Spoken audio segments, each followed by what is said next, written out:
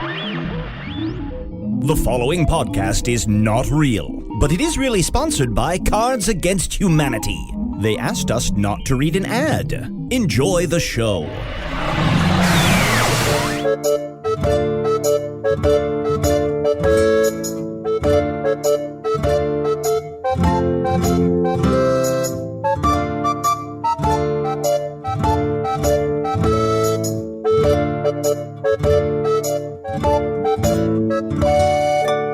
Hello from the Magic Tavern, a weekly podcast from the magical land of Foon. I'm your host, Arnie Niekamp. If this is your first time listening to the podcast, a little over half a year ago, I fell through a magical dimensional portal behind a Burger King into the magical land of Foon, and luckily I still get a slight Wi-Fi signal through the portal from the Burger King, and I use that to upload a podcast that I record here in the tavern, the Vermilion Minotaur, in the town of Hogsface, in the land of Foon. Joining me, as always, are my co-hosts, Chunt, the Talking Badger.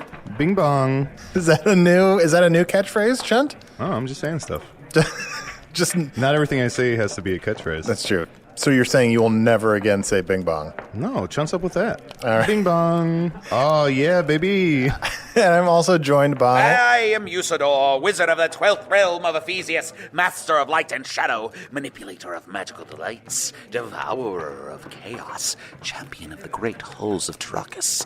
The elves know me as Feline Zealot. The dwarves know me as Zonin and Hookstanges. And I am known in the northeast as Gasmuenius Maystar, and there may be other secret names you do not know yet, names so filled with magical portent that they would fry your eyeballs from the inside out. Holy cow. Yes? Fry my eyeballs. Oh, yes. They would catch a flame within the center and burn out from the inside towards the outside. From the inside towards the outside? From the inside toward the outside. And then, as flames shot forward from the eye sockets where your eyeballs used to be, you would scream, "Why did you say that powerful name? Why did you put this burden upon me, Usidore, wizard of the 12th realm of Ephesius? Why have you damned me to this sightless state?" Bing bong. Oh, my eyes. Bing bong. I'm kind of liking the bing bong. Wowie, owie, bing bong. Before we go any further, I know I normally don't do this. Usually we do the emails at the end of the episode, but I kind of want to read one of the emails that we've gotten from one of our listeners recently. If you want to send us emails, you can send them to magictavern@puppies.supplies. Wow, what an exciting turn of events. You're really flipping the show on its head, huh? I know. Completely in the opposite. Wow. Maybe we'll just do our regular banter then at the end of the show instead of at the beginning. Arnie, you said some time ago that you would do an Earth episode, and I eagerly await this. The reactions of your friends over the bits and pieces you've shared have been priceless. I think they deserve to know more about where you come from. Perhaps it would help clear up some of the cultural misconceptions you've run into. Thanks, and have DQ back again as a guest soon. Icy Toes from Alaska, the frozen land of the north. P.S. I'm sure that Sarah has not moved on and that she shows your photo to your daughter and tells her stories of you every night. Us Earthwives are pretty great that way. Oh, thank you so much, Icy Toes. P.P.S. Chunt, I think 2 buttholes is plenty, and more than that, you're just being greedy. Mind your biz, bing bong. It's so sad when you meet someone living in a delusional state. Yeah. Well, Icy Toes, thank you so much, and thank you for that bit of kindness about my wife and daughter. That means a lot. That's and because of that, you're in luck, Icy Toes. You said you love Earth stuff and you love DQ, so we are going to do an Earth stuff episode. Woo! And our special guest is not DQ. It's Wonderful. Benedict Whisperbrew. Hello, it's so wonderful to be back. Hello, Benedict. How have you been? Well, thank you, Gasmonius. If I want to be honest, I have not been doing very well. Oh, no, Benedict. I think if you remember, last time I was here, I was trying to get Arnie to be Titania's consort for the dance of the satiated hippogriff. And and just for new listeners, you work for the king in the north and the queen in the north. Well, let's examine the verb tense we're choosing. I used to be the court eunuch for Queen Titania, and when I returned to court empty-handed, without that grade A specimen of man meat that is Arnie, she flew into such an orgiastic rage that I was swiftly demoted to adjunct eunuch, and which means I go back to eunuch classes. I have to take eunuchs level 1 through 3, and then I have a chance to audition to be court eunuch at the end of next term.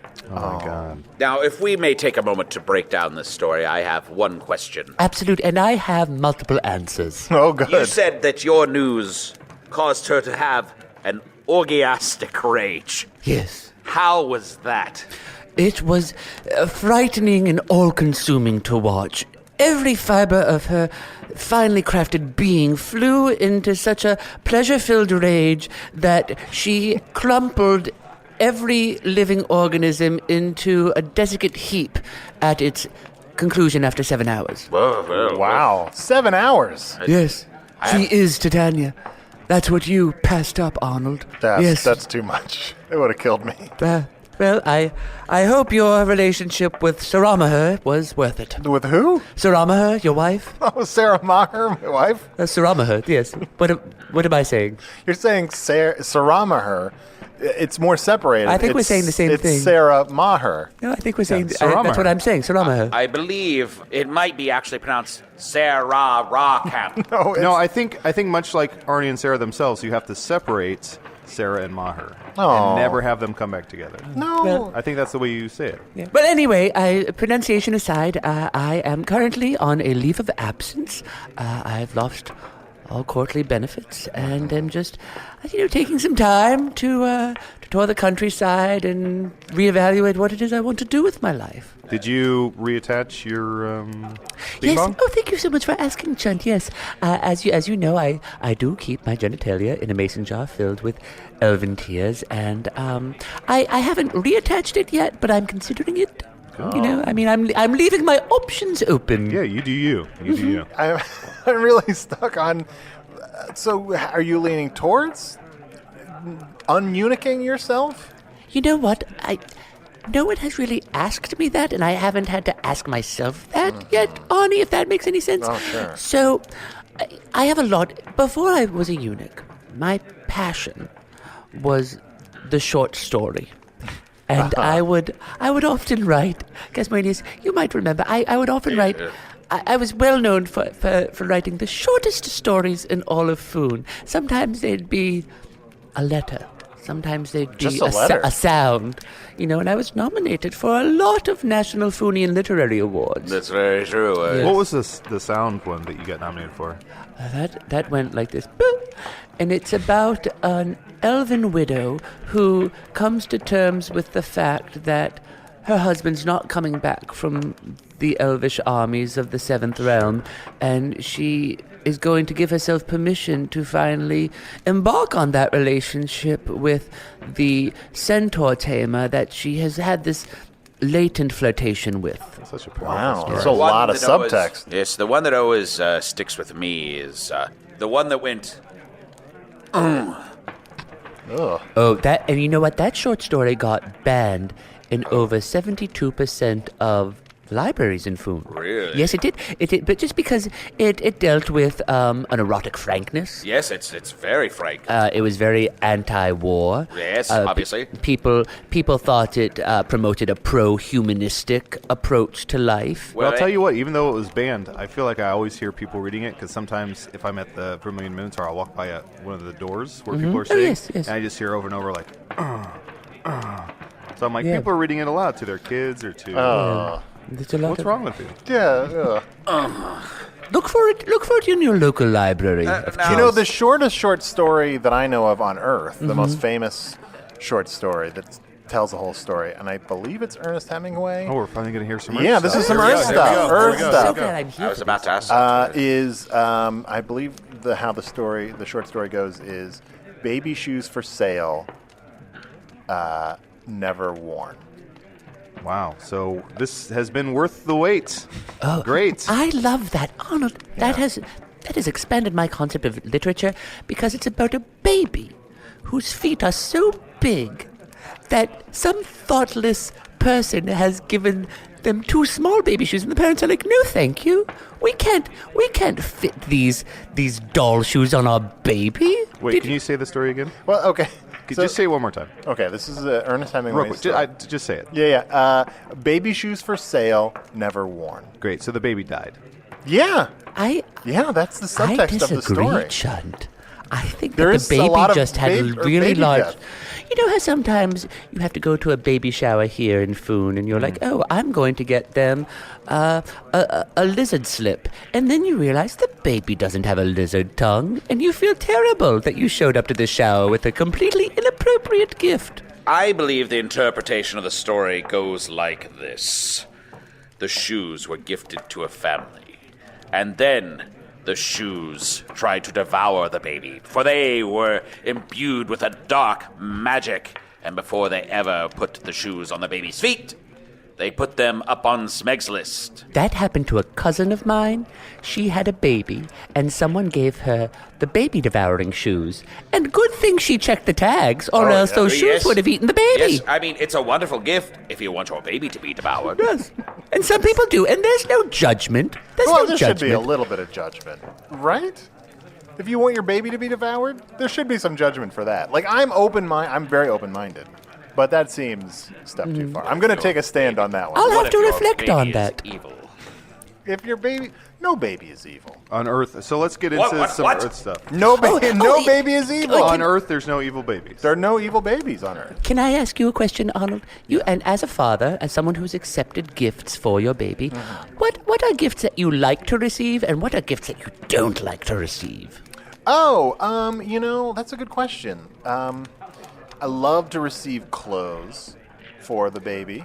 But usually, the thing I've noticed is that people will give you a lot of clothes for the size that the baby is now. It's much better to get clothes for a little further on. Yes, like a business suit for when the baby is interviewing for positions, Yeah, no, not that. or quite that. like a underwater breathing apparatus for when the baby goes scuba diving. No, I'm just thinking 6 months forward, where suddenly you're not getting as many gifts. So a Ribaldo. Yes, so your baby's back of the head is protected. So has this been a problem for you for the last 8 months? Well, no. I mean, No. I haven't. You I haven't have. been around I haven't your been able to see my baby. daughter because I'm trapped Yeah. in an alternate reality. Yeah. And that is not your fault. That is not my fault. Thank you, Benedict.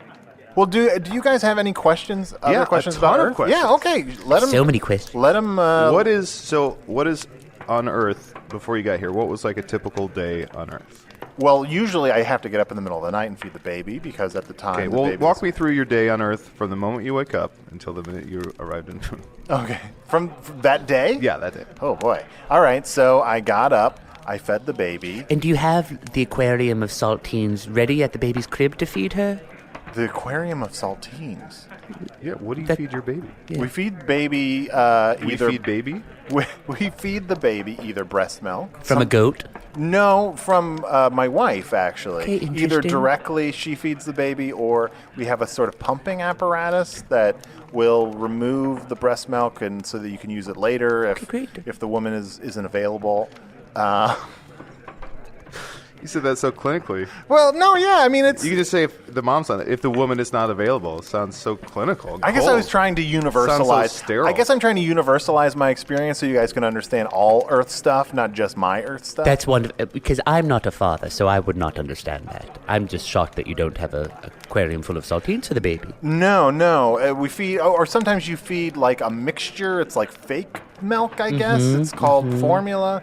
It's just like powder that you mix with Like water. equations. No, it's not like a math thing. Yeah, so the baby can be smart. Okay, I'll just say yes. Sometimes, my cousin, she whispers mathematical formulas into her infant's ear, and now that baby is discovering planets. Wow. I actually have gotten a lot of emails about space for some reason. People really want to know about what your guys' concept of space is in Foon. And I kind of just assumed you didn't I don't want to know. talk about food stuff. Okay, fair enough. All right, this is our episode. So you fed the baby. I fed the baby. Then usually I'll see if the baby can be put back down for a nap. I will brush my teeth. In food, you wouldn't say put the baby back down. Because it sounds ominous? Yeah. Well, that's true. There's a lot of... And then you take a nap? No, the baby takes a Okay. nap. And then... For like 3 seasons? For 3 seasons. How long do Earth babies sleep Oh gosh, not very long. Like an hour at the most. It feels like at that time. That's why there's so much child death. Because the babies sleep for 3 seasons. Yeah, they just sleep through everything. And then you have to catch them up on what's happened. And you have to be, no one's not really doing that anymore. That was kind of a winter thing. And now we're in summer. And the babies are so confused. And then you just get them a pair of shoes that devour something. You're like, I'm done with this. I've gathered some bits of Earth knowledge from my twatting adventures. I want to know, what does an Elon Musk smell like?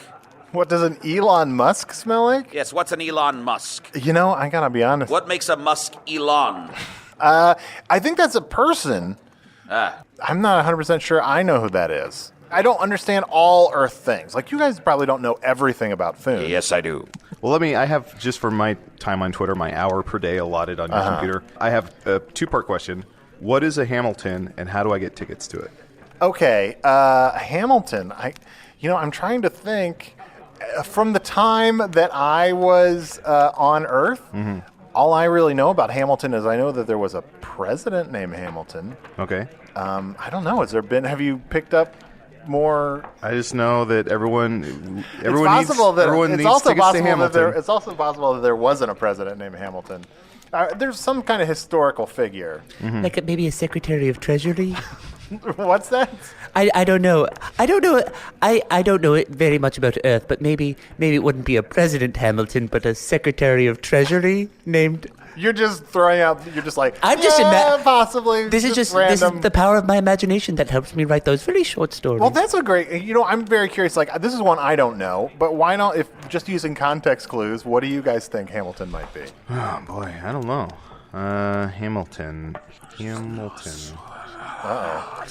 He's going into his wizard state. Type of cookware. Oh, okay. That you use next to the ocean.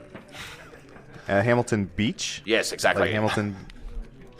So any other Earth or should I go? Chunt, are you not going to answer what a Hamilton is?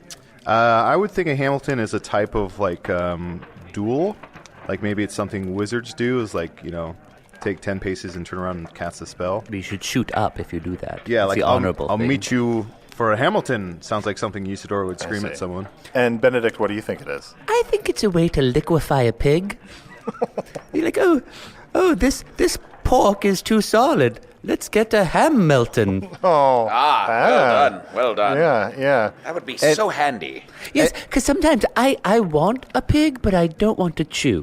Exactly. Oh, sure. I just want to slurp it through a straw. Yeah. And just for those of you at home keeping score, we've asked Arnie 3 questions, and so far he's turned it on us, and we've had to answer what we think it is, rather than him telling us what it is. Arnie, I have a question. Sure. What is courtship like on Earth? Oh, courtship. Well, it's changed. It's evolved very quickly, like over even just my lifetime. But Like bacteria? Yeah, I guess so. So basically, you see someone that you like, and you Kidnap them? You don't kidnap them. Yes, no, I know that's something that wizards do a lot of in the courtship. Yes, we kidnap each other, we turn into pieces of furniture, we disappear, we reappear. Sometimes we immediately fly out of a room, just fly out the window, all of a sudden. You never know what you're going to get with a wizard. Well, on Earth, it's kind of complicated, but there's a lot of technology involved these days. There's a lot of like sending a message. Like, we have little boxes that are called phone. Well, you've seen my phone, but I love it. Normally, I'd be able to talk into it, and I would be able to send a message to the person I was courting, and we would talk on the phone. And so what kind of things would you talk about? And I know you're trying to universalize this for us, but for me it's so much more helpful if it's more personal. It speaks on the Arnold experience. Well, you know what? I try to be a listener. I think that's the thing that a lot of men from my world don't do, is I try to listen and ask questions. In the same way that I interview you guys, when I'm courting a woman, I ask her questions about her life. I knew he was trying to get us in bed. What she's interested in. and just listen, like get their story and sort of find out what they're all about. And then I would probably also talk too much about pop culture stuff. Like I don't know if I've really explained what pop culture is. Like entertainment, like I guess, Like Danlet. like Danlet, the play that Tom the Traveler was in. Yeah. Yes. He was marvelous in that. Oh, you've got to see it. Oh, 3 nights in a row. He should get a tosser for that. He's nominated. Ooh, hey there, good looking. It's Chunt letting you know you can check out all of our bonus material, including my personal favorite, Offices and Bosses, over at patreon.com/Magic Tavern. Bye-bye.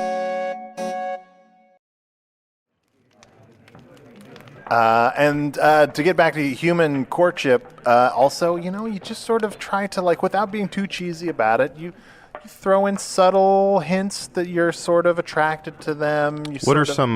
yes, let's hear these subtle hints. What are some subtle hints? Or... Oh, yeah. Can you start with subtle hints, and then can you move on to unsubtle hints? Sure. More oblique. Subtle hints would be, very subtle hints would just be like smiling at them a lot, but also just saying like, "You're great," like telling them they're great, or You are great. That doesn't seem that subtle. or that their eyes look nice. Pretty thing, let me bare my teeth to you and compliment the color of your eyes.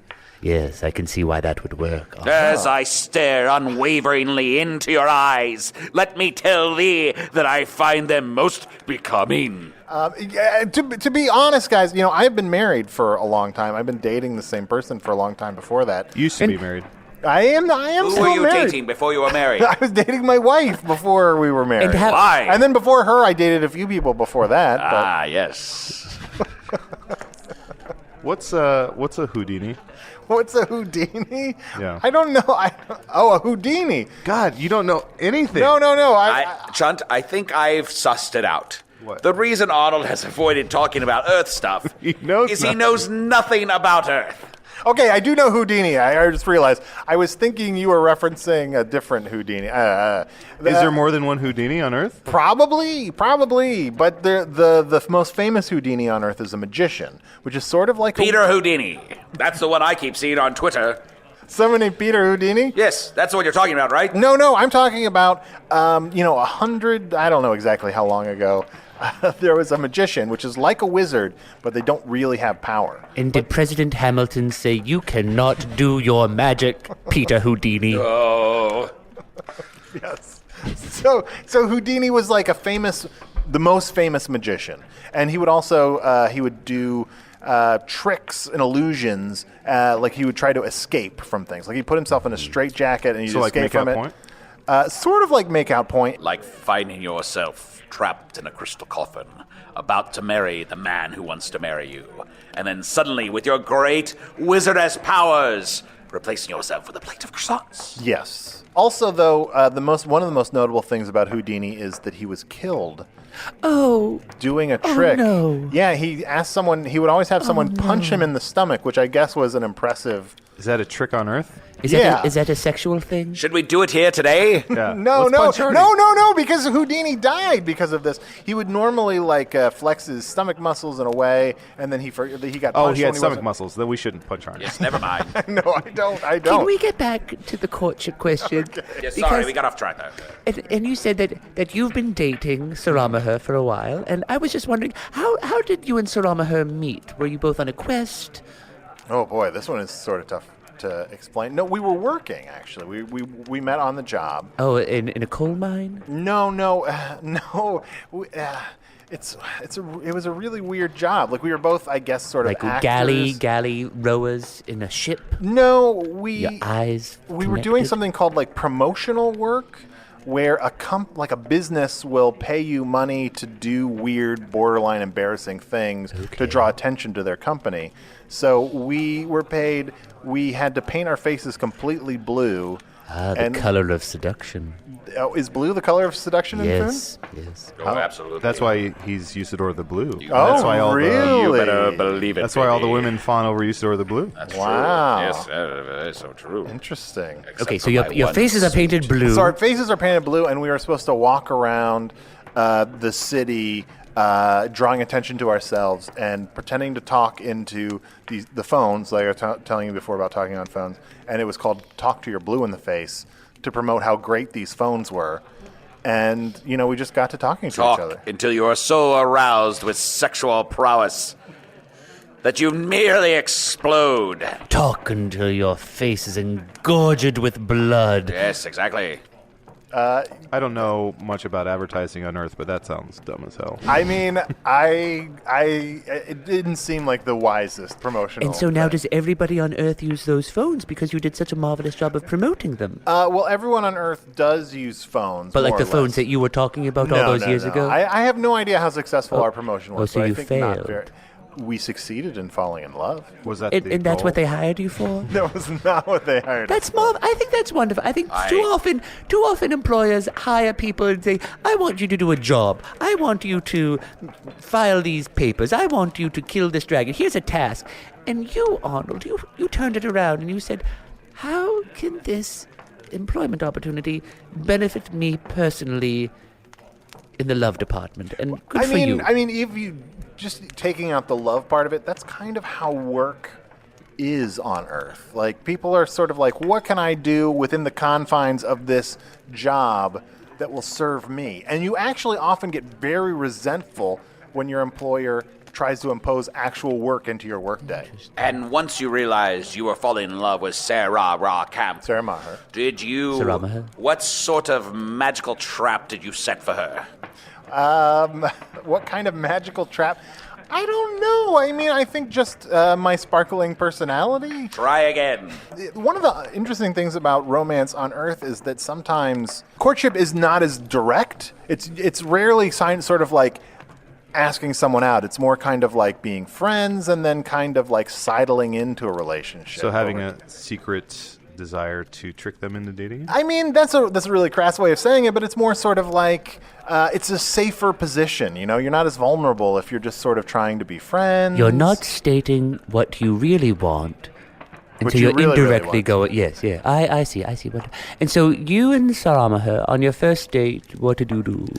Well, I guess on our first official date, weirdly enough, we went to a theater in Chicago called the Davis Theater, which is a really terrible movie theater. It's sort of like seeing... I see you're trying to get sponsorship for the podcast right now. Wonderful. And we actually saw the movie The Chronicles of Narnia, which is a movie kind of about a world sort of like Foon. Oh! Where sort of magical things happen, and there was... What sort of magical things happen in this story, Oh, boy, it's hard to remember. It's been quite a while. There was like a white witch, and she was taking over the land, and they had to get help from... Oh, like Portabella the Magnificent? Like who? Like Portabella the Magnificent. Hundreds of years ago, she was the ivory sorceress, and she tried to take over the land of Foon, and then a ragtag group of orphans who had secreted themselves through a magical portal secreted themselves? Yes, they'd entered a chifferobe in their dimension, and then they went through the other dimension, and then they met, I believe it was Picadillo the Hoofed, and he gave one of them Turkish fun time, and then they defeated Portabella the Magnificent. Wow. Yes. It's in the history books. Huh. Well, you've tricked us into talking about a fantastical I'm world sorry. instead of answering Earth questions. But Once again. Sarah was really excited to see this movie that I was a little less interested in seeing, but as a gentleman, I agreed to go and see the movie that she wanted to see at one of the cheaper movie theaters in town. And we had a nice time, and we went and had a few drinks afterwards, and that was our first date. Well, That is going to get me through the cold nights of winter. Thank you for that tale of subtle eroticism. how did you ask Sarah to marry you? Well, we had been living together for a while, and we... For a decade? No, but for several years. And was the baby born at this point? No. This was before the baby was born. All right. And oddly, this also, dating involves seeing a lot of movies or sort of like plays. Why wouldn't you spend time talking to each other? Because it's just easier to go see movies. But we really loved this movie called It's a Wonderful Life, which is a very old movie. What is it about? Okay. Tell us the plot. Okay. Gosh. I love stories so now I'm much. remembering why I always just don't want to talk about Earth stuff. So, It's a Wonderful Life is about a man named George Bailey, who is the nicest, greatest guy in town. Oh, wonderful. He's the one that has the most potential, and it's like he's going to leave town and do great things. Oh, I love this. But sort of I can relate. life kind of conspires against him to a certain extent, and he just keeps having to stay in town because he's so good-hearted, and he helps like people out. Blue. And he builds up like a bank, and he does so much for so many people in the town. Very true. But he always feels like he never got to attain his potential. And then he loses a bunch of money. He loses everybody's money in the town. Oh, no. And I thought you said he was a good guy. He is a good guy. Well, it's then not really why did his he lose fault. everyone's money? Well, it's like his brother or his uncle or something loses all the money in the town, and he's really like stricken. He doesn't know what to do, and so he decides, I'm going to make it better, and I'll get everybody's money back. The end. No, unfortunately, this is where it takes a surprisingly dark turn. He decides to commit suicide. That's not a wonderful life. It is not a wonderful life. Ironic title. It is, and so he's about to commit suicide, but an angel appears. Why do all the movies on Earth involve fantastical things that are here in film? You say Earth doesn't have... It seems like all the movies on Earth that you've talked about seem to have magic, whether it be a kid in a box in a closet, or angels, Maybe or I'm witches. the angel in the story and not George Bailey. Continue your story. Well, there's a lot of escapism on Earth. Like, we consider our own world boring. So this angel shows him what his life would have been like if he had never been born. And it's a horrible nightmare scenario. Like, it's the same town, but everyone's lives are terrible and everyone's meaner. And he realizes that he's done a lot of good with his life. And then he wakes up. It's Christmas. Did I mention it was Christmas, which is a holiday we have? God, there's so much. I'm following. Through contextual clues, I'm able to get a semblance of the story. Yes. Well, anyway, he comes home and he's so happy, and he kisses his children, who he loves, and realizes he would miss very much if he had never been born. And wait, do you hear that? What? The hog's face bell is ringing. Oh. Yes. The town bell is ringing. Do you hear that? Yeah, I do. And, in the movie, they say that every time a bell rings, an angel gets his wings. You just tacked that on because I said bell. No, that's really a part of the movie. Well, every time a bell rings, a puppy dies. Oh, no. One of those invisible puppies. So the movie concludes this marvelous story about a man hamstrung by circumstance, trapped in a place he desperately wants to get out of, saddled with a family and responsibility, and you turn to Saramaher. What do you say? We'd seen that movie and really loved it, and it was a nice time. And so then a year later, we were going to go see the movie, and I went down on one knee, which is what you do when you propose. Oh. I was actually hurt, weirdly. I'd hurt my back. It's a really complicated story. I'd hurt my back at the time, and so fascinating. But I was worried that when I went down on one knee, that I wouldn't be able to get back up. So the night before, I'd practiced in my bathroom, getting down on one knee to see that I could actually pull myself back up. Guys, see, this Good Earth for Stuff you. episode I is love not this. as delightful as you thought it was going to be. I think so many people just take for granted being able to get on one knee. And good for you, Arnold, for taking the time to say, I'm going to go privately into my bathroom and attempt to do something I might not be able to do. I love that. So where were you when you went down on this dangerous physical challenge? And then what's a humidifier? Thank you so much for coming back, Benedict, and sharing Earth Stuff episode with us. Thank you for having me. In this period of transition for me, it was just wonderful to be with such a good support system. Thank you, Chunt. Didn't we just ask questions that he just ignored? Well, no, I didn't ignore. I really tried to answer them. You deflected a lot of them. I did. I guess I did deflect a lot. But it really makes me appreciate how much food stuff you guys share with me every time. And I'm realizing that some of the questions I ask are not that easy to answer. Not as easy as it looks, is it, Arnold? And I'm sorry I didn't get through the whole story of my engagement and marriage. It's fine. to I my feel like wife. a lot of it was probably fake. Like Arnie Niekamp got down on his knee. Like it just seems like a real. It's all stretch. no. You know what? It's all as fantastical as it seems. Every word is true. I thought it was one of the most romantic stories I've ever heard. Well, let's do some emails here. I got an email to chunt@gmail.com. That's Chunt with 6 T's. This is from Gavin St. Hours. Says, if Arnie ever does that Earth Stuff episode he keeps promising you and Usidore, ask him about something called professional wrestling. It's one of our noblest sports here on Earth, and I'm curious if you have anything like it in Foon. It's sort of like it's just like slow fighting. It's theatrical fighting where you just people pretend to be characters and they grapple with each other. They roll around and they threaten each other beforehand. And everyone knows it's fake, but everyone pretends that it's real, which is not entertaining. Like, why would anyone want some piece of entertainment that you all know is fake, but everyone doing it pretends is real? It does seem ridiculous, doesn't it? It seems like a horrible idea. Why? Like, if something is fake, just say it's fake. Don't pretend that it's real. Why mince words? What about? I think we should start a what is it called? Professional wrestling? Professional wrestling. Oh, as if a profession, but you've taken your job to be wrestling. Weird. All right. I think we should get Karam the Barbarian to do that. Absolutely. He's perfectly fitted for it. Yeah. I'm sure he would. Yeah, you know, professional wrestling is one of those things in my world where it's like it's looked down upon by a lot of people, but then a lot of people... Name them. Who looks down on that? Well, shame on them. Billy Yum Yum 2x2? I mean, there are numerous Billy Yum Yum 2x2s probably do look down on it. But then a lot of people just love it so passionately, and sometimes people enjoy it ironically, and then people like loved it as a kid, so they, decide to keep loving it into adulthood. Who's your favorite professional wrestler? When I was a kid, my favorite professional wrestler was Hulk Hogan. And I don't know what's happened since I've come into this world, but I'm sure he's still an upstanding citizen who everyone loves. Did you get any emails, Arnie? I did, yeah. Let's real quick take a look. How many ranks of royalty are there in Foon? 4. Oh, okay. Well, that's all the time we have. Thanks so much. I love hearing about the Magic Tavern. Oh, also, did you know at the end of your podcast, a ghostly voice says how it isn't true? Maybe that's why it's so hard to get people to listen. Is that the work of the Dark Lord? Just wondering. I'm a believer. Nika Harper. That name sounds familiar. Wait, is it hard to get people to listen to this?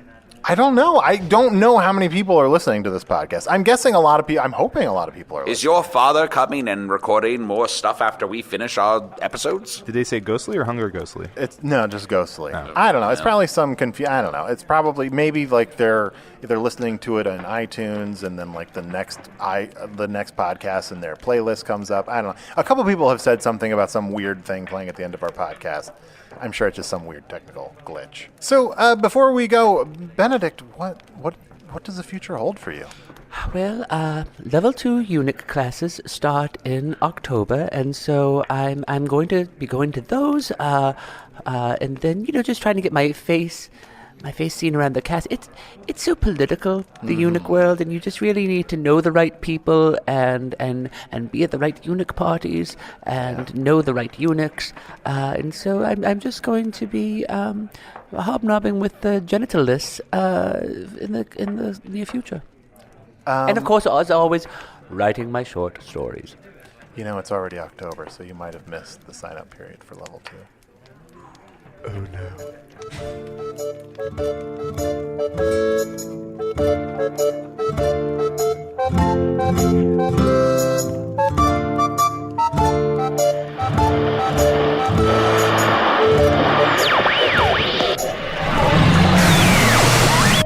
I know I've been doing a lot of trying to convince you that this wasn't real, and I'm going to do more of the same right now.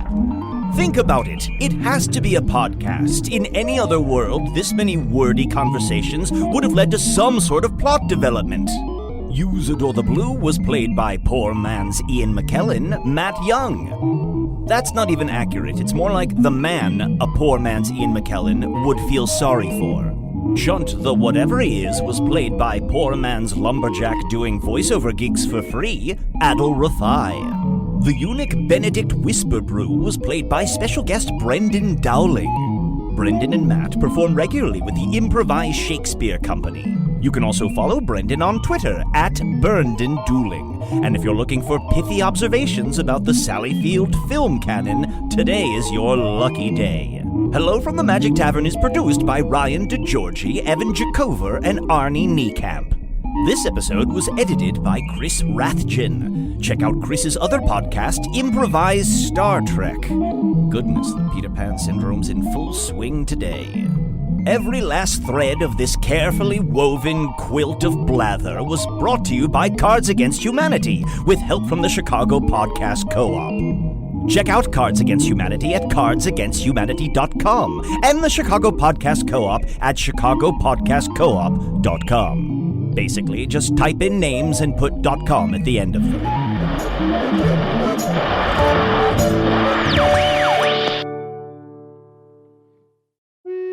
Hey, thank you for listening to Hello from the Magic Tavern. A great way to support the podcast is to join our Patreon. You'll get ad-free versions of our entire back catalog, including all the Magic Tavern spin-offs like Offices and Bosses, I Am Spin Tax, Shadow Sit. There are a lot of them. There are 2 new exclusive bonus episodes every month, Discord, all kinds of stuff.